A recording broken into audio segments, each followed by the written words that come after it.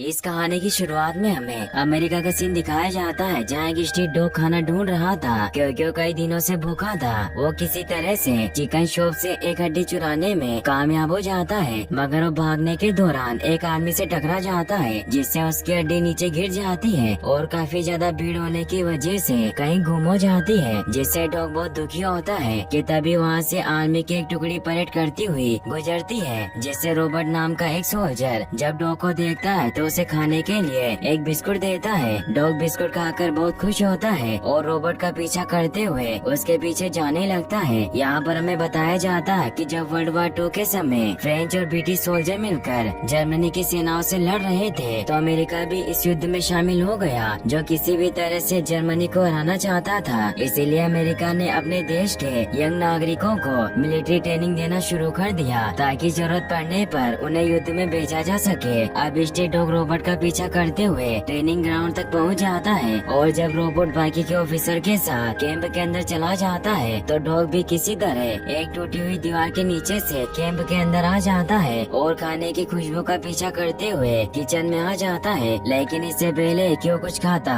Chef उसे देख लेता है और उसे किचन से बाहर भगा देता है। अब डॉग भागता हुआ रॉबर्ट से टकरा जाता है और वो रॉबर्ट को देखकर बहुत खुश होता है। रॉबर्ट डॉग को समझाने की कोशिश करता है कि अब उसके पास कोई बिस्कुट नहीं है जो उसे खाने को दे सके, लेकिन डॉग को रॉबर्ट की बातें समझ नहीं आती और अब वो रॉबर्ट के साथ ही रहना चाहता है। ट्रेनिंग के दौरान जब सीनियर ऑफिसर डॉग को देखता है तो उसे डॉग बहुत पसंद आता है और वो रॉबर्ट को ट्रेनिंग खत्म होने के बाद डॉग को कुछ खाने के लिए देने को कहता है। ट्रेनिंग खत्म होने के बाद रॉबर्ट डॉग को अपने साथ कैंटीन में ले आता है और उसे खाने को देता है। रॉबर्ट के फ्रेंड उसे समझाते हैं कि अगर कर्नल ने डॉग को यहाँ देख लिया तो हम पर बहुत गुस्सा होंगे और डॉग को यहाँ से बाहर भगा देंगे। अगले दिन जब रॉबर्ट बाकी के सैनिकों के साथ ट्रेनिंग ले रहा होता है तो डॉग भी रॉबर्ट के साथ साथ ही रहता है और खूब मस्ती करता है। ट्रेनिंग के दौरान जब रॉबर्ट के सीनियर ऑफिसर को पता चलता है कि डॉग बाकी के स्ट्रीट डॉग की तरह गन की आवाज से बिल्कुल भी नहीं डरता और उनके द्वारा कही गई बातों को बहुत जल्द समझ जाता है, तो उनको विश्वास हो जाता है कि ये डॉग बाकी के स्ट्रीट डॉग से अलग है और मिलिट्री के काम आ सकता है। रात में जब रॉबर्ट डॉग के साथ खेल रहा होता है तो उसे स्टबी नाम देता है, साथ ही उसे इंसानी बातें समझने की ट्रेनिंग भी देता है। अगले दिन जब कर्नल मिलिट्री कैंप में ऑफिसर से मिलने आता है तो वहाँ पर स्टबी भी मौजूद होता है, जो सभी ऑफिसर्स को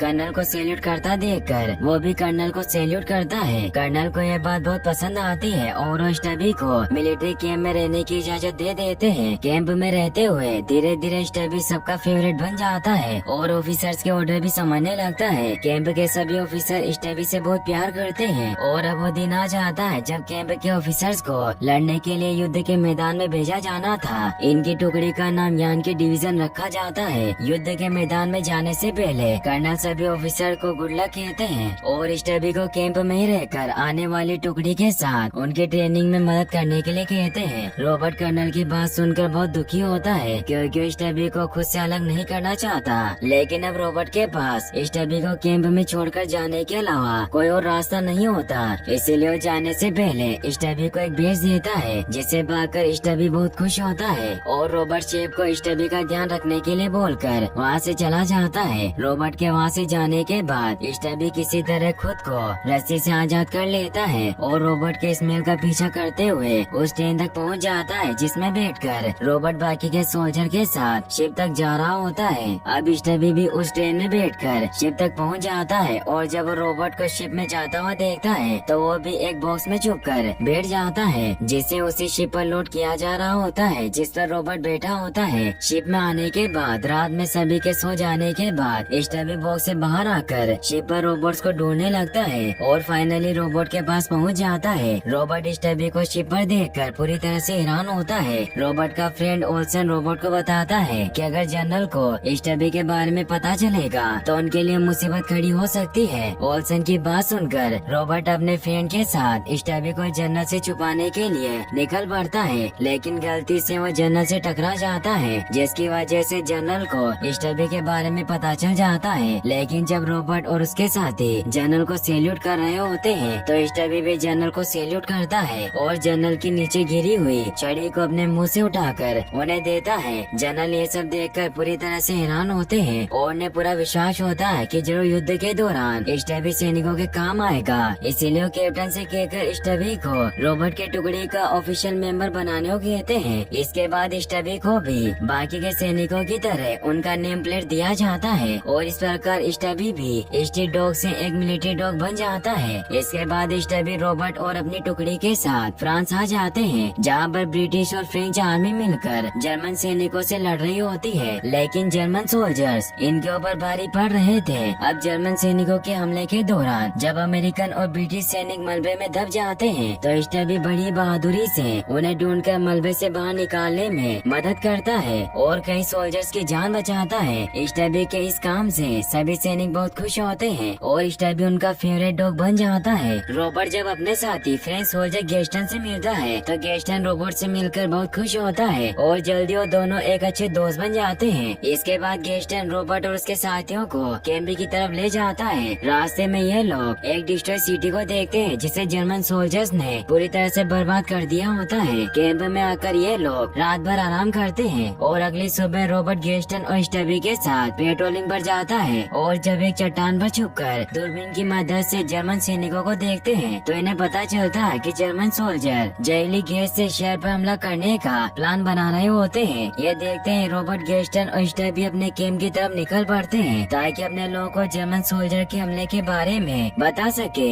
भागने के दौरान स्टबी देखता है कि एक जर्मन सोल्जर रोबोट को शूट करने वाला होता है, लेकिन इससे पहले क्यों रोबोट को शूट करता स्टबी रोबोट को धक्का देकर नीचे गिरा देता है, जिससे जर्मन सोल्जर का निशाना चूक जाता है और रोबोट की जान बच जाती है। इसके बाद रोबोट गेस्टन के साथ एक पेड़ के तने के पीछे छुप जाता है। यहाँ पर रोबोट को समझ आ जाता है कि यहाँ से निकलना मुश्किल है क्योंकि जर्मन सोल्जर इन पर निशाना लगाकर बैठे होते हैं। इसीलिए रोबोट स्टबी को एक मास्क दिखाकर सभी लोगों को जहरीले गैस के हमले के बारे में बताने को कहता है। स्टबी भी रोबोट का इशारा समझ जाता है और यहाँ से तेजी से भागता हुआ कैंप में आ जाता है और एक मास्क को अपने मुंह में दबाकर बाहर निकलता है। सोल्जर जल्दी स्टबी के कहने का मतलब समझ जाते हैं और जल्दी से मास्क पहन लेते हैं। अब जर्मन आसमान में जहरीली गैस से भरे रॉकेट को दागना स्टार्ट कर देते हैं, जिसे देखते ही देखते चारों तरफ जहरीली गैस फैलना स्टार्ट हो जाती है। अब वॉर जोन के पास में बसा एक गांव भी जहरीली गैस के चपेट में आने वाला होता है, लेकिन स्टबी जहरीली गैस के गांव तक पहुंचने के पहले ही वहां पर पहुंच जाता है और जोर जोर से चिल्लाना स्टार्ट कर देता है। स्टबी को चिल्लाता देखकर गांव वाले पूरी तरह से हैरान होते हैं कि तभी वो देखते हैं कि आसमान अचानक से हरा हो गया और तेजी से चारों तरफ जहरीली गैस से फैल रही है। इसीलिए सभी लोग मास्क लगाकर अपने घर के खिड़की दरवाजे बंद करके अंदर चले जाते हैं, लेकिन स्टबी अभी भी बाहर ही होता है कि तभी वहाँ पर रोबोट और गेस्टन घोड़े पर सवार होकर आ जाते हैं और स्टबी को अपने साथ लेकर एक घर के अंदर आ जाते हैं, जहाँ पर ये लोग स्टबी को जहरीली गैस से बचाने के लिए उसके मुंह पर एक कपड़ा रख देते हैं। जहरीली गैस का असर खत्म होने के बाद जब ये लोग बाहर आते हैं तो गांव वाले स्टबी को देखकर बहुत खुश होते हैं क्योंकि स्टबी की वजह से ही उनकी जान बची होती है और अब वो लोग स्टबी को अपना हीरो मानते हैं। वापस से कैंप में आने के बाद कैप्टन बताते हैं कि जर्मन सेना की गोलीबारी के बाद से एक सोल्जर कहीं खो गया और बहुत मुश्किलों के बाद भी उस सोल्जर का लोकेशन इन्हें नहीं मिल पाता। स्टबी कैप्टन की बात समझ जाता है और अपने तेज सूंघने की पावर की मदद से जर्मन सेना की तोपों और गोलियों से बचता हुआ उस घायल सोल्जर्स को ढूंढ निकालता है। इसके बाद ये लोग स्मोक ग्रेनेड की मदद से उस सोल्जर को रेस्क्यू कर लेते हैं और इस प्रकार स्टबी के बहादुरी की वजह से उस सोल्जर की जान बच जाती है। इसके बाद रोबोट की टुकड़ी को लड़ने के लिए एक दूसरी जगह पर शिफ्ट करने का आदेश दिया जाता है। जाने से पहले स्टबी को गांव की एक लेडी अपने द्वारा बनाई गई जैकेट देती है और गेस्टन स्टबी को एक मास्क देता है ताकि अगर फिर से जहरीली गैसों का हमला हो तो स्टबी के पास बचने के लिए एक प्रॉपर मास्क हो। इसके बाद ये सभी लोगों से अलविदा लेकर वहाँ से निकल जाते हैं। अगले सीन में कर्नल सभी सोल्जर्स को बताते हैं कि अब उन्हें जर्मन सोल्जर से फेस टू फेस फाइट करनी है। यहाँ पर आने के बाद इनके और जर्मन सोल्जर के बीच में एक खतरनाक फाइट होती है जिसमें स्टबी भी योगदान देता है और युद्ध के दौरान कई लोगों की जान भी बचाता है। एक बार तो स्टबी बड़ी चालाकी से कुछ जर्मन सोल्जर्स को अपने पीछे लगाकर उन्हें यूएस आर्मी के कैंप तक ले आता है, जिन्हें अमेरिकन सोल्जर्स बंदी बना लेते हैं। लेकिन फाइट के दौरान जब स्टबी एक सोल्जर को ग्रेनेड से बचाने की कोशिश करता है तो खुद भी घायल हो जाता है। स्टबी को घायल देखकर रोबोट जल्दी से उसे कैंप तक ले आता है जहाँ पर डॉक्टर स्टबी का ट्रीटमेंट करने के लिए हॉस्पिटल रेफर कर देता है। स्टबी से अलग होकर रॉबर्ट बहुत दुखी होता है और युद्ध में उसका मन बिल्कुल भी नहीं लगता। अब गेस्टन को भी वापस से अपने कैंप में जाने का आदेश दिया जाता है और रॉबर्ट दुखी मन से गेस्टन को विदा करता है, क्योंकि स्टबी के जाने के बाद गेस्टन ही बचा था जिसके साथ रॉबर्ट खुशी से वक्त बिताया करता था। लेकिन अब वो भी चला गया। अकेले में रॉबर्ट अपनी सिस्टर को लेटर लिखता है, लेकिन वो स्टबी से दूर होकर बहुत दुखी होता है और इसी दौरान वो काफी बीमार भी हो जाता है। और जब डॉक्टर रॉबर्ट का चेकअप करते हैं तो उन्हें पता चलता है कि रॉबर्ट अब ज्यादा दिन तक जिंदा नहीं रह पाएगा और जल्दी उसकी डेथ हो जाएगी। वहीं दूसरी तरफ शहर में स्टबी के पैर में लगे घाव का ट्रीटमेंट चल रहा होता है और स्टबी के पैर का घाव अभी पूरी तरह से ठीक नहीं हुआ होता, लेकिन फिर भी स्टबी रॉबर्ट को ढूंढने के लिए वहाँ से निकल पड़ता है। रास्ते में स्टबी को पैर में लगी चोट की वजह से काफी दर्द हो रहा होता है, लेकिन फिर भी वो हार नहीं मानता और लगातार आगे बढ़ रहा होता है। सफर के दौरान दर्द होने की वजह से स्टबी नीचे भी गिर जाता है, लेकिन वो हार नहीं मानता और एक बार फिर से उठकर खड़ा होता है और रॉबर्ट की तलाश में आगे बढ़ जाता है। इसके बाद हम देखते हैं कि स्टबी किसी तरह बहुत मुश्किल से फाइनली रॉबर्ट के पास पहुंच जाता है। रॉबर्ट स्टबी को देखकर बहुत खुश होता है और स्टबी के वापस आ जाने से रॉबर्ट का फीवर भी ठीक हो जाता है और कुछ दिनों में वो पूरी तरह से नॉर्मल हो जाता है। छुट्टियों में रॉबर्ट स्टबी और अपने बाकी के दोस्तों के साथ घूमने के लिए पेरिस जाता है और स्टबी के साथ एक अच्छा वक्त बिताता है। ये दोनों साथ में खूब एंजॉय करते हैं और लोग स्टबी की रेस्पेक्ट भी करते हैं, क्योंकि अब तक स्टबी आर्मी ऑफिसर्स की जान बचाने और अपनी बहादुरी के लिए पूरे विश्व में फेमस हो जाता है। इसी दौरान स्टबी बड़ी चालाकी से एक जर्मन जासूस को पकड़ने में मिलिट्री की मदद करता है। स्टबी के इस काम से खुश होकर जनरल उसे एक बड़े ऑफिसर के रैंक पर ट्रांसफर कर देता है और साथ में रॉबर्ट का भी प्रमोशन किया जाता है। अब स्टबी अपने कैंप के सभी आर्मी ऑफिसर्स का सीनियर होता है। अब यहाँ पर गेस्टन भी आ जाता है जो रॉबर्ट और स्टबी के प्रमोशन से बहुत खुश होता है और इन्हें इसके लिए बधाइयाँ देता है। अब रॉबर्ट और स्टबी के साथ पूरी यूनिट की एक फोटो खींची जाती है जो शहर के सभी बड़े न्यूज़पेपर्स में कवर किया जाता है और स्टबी देखते ही देखते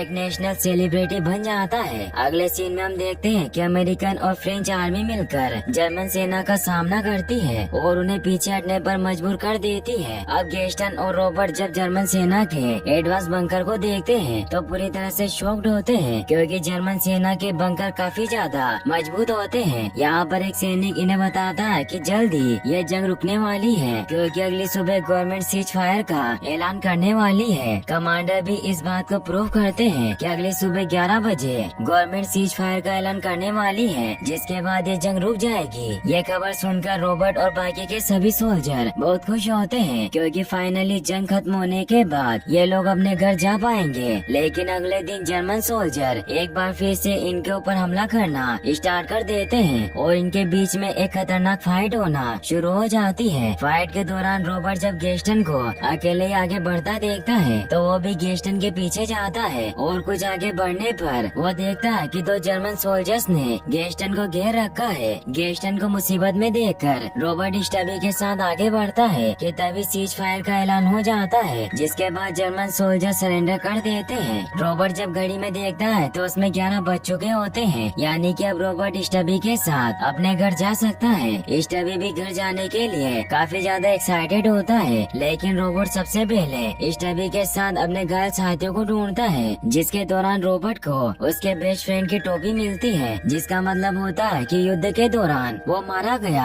रॉबर्ट अपने बेस्ट फ्रेंड की मौत से बहुत दुखी होता है और गेस्टन के साथ मिलकर उसे लास्ट गुड बाय बोलते हैं। इसके बाद रॉबर्ट गेस्टन से विदा लेकर स्टबी और अपने कैंप के बाकी के ऑफिसर के साथ अपने शहर की तरफ निकल पड़ता है। बंदरगाह पर लोग बड़ी मात्रा में इकट्ठा होकर स्टबी का इंतजार कर रहे होते हैं, क्योंकि अब स्टबी पूरे देश में फेमस हो गया था। स्टबी का स्वागत भी एक सीनियर मिलिट्री ऑफिसर की तरह किया जाता है और फोटोग्राफर स्टबी का सबसे फेमस फोटो लेता है, जो आज भी बहुत फेमस है, क्योंकि एक सच्ची घटना है जिसमें स्टबी ने अपने देश के लिए जंग में महत्वपूर्ण भूमिका निभाई थी, जिसने 17 जंगों में सैनिकों का साथ दिया था। और इस प्रकार स्टबी के लाइफ की ये एडवेंचर्स कहानी यहीं पर खत्म हो जाती है। और गाइस, अगर आप ऐसी और वीडियोस देखना चाहते हैं तो आप एंड स्क्रीन पर क्लिक करके ये वीडियो भी वॉच कर सकते हैं। साथ ही इस वीडियो को लाइक और चैनल को सब्सक्राइब करने के लिए आपका तहे तहे दिल से शुक्रिया। Thanks for watching.